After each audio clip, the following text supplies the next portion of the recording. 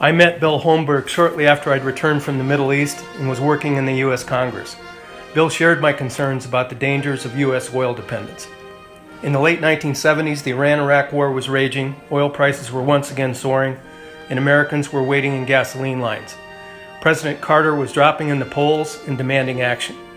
Bill was the first director of the Office of Alcohol Fuels, but was encountering fierce resistance from career bureaucrats.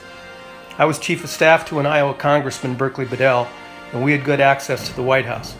President Carter appointed a new Secretary of Energy, Charles Duncan, who knew nothing about ethanol. Bill proposed an audacious plan. Congressman Bedell would urge the president to direct Secretary Duncan to tour ethanol plants. And that is exactly what happened. We chartered 2 planes, and Secretary Duncan spent 2 days on the ground learning about ethanol. Bill was masterful. Secretary Duncan told my boss that the experience turned him into a believer, and he relied heavily on Bill's counsel from then on. The Secretary's support translated all the way up to the White House. In a nationally televised address, President Carter announced that the U.S. would use 100% gasohol within 10 years as a response to the Soviet invasion of Afghanistan.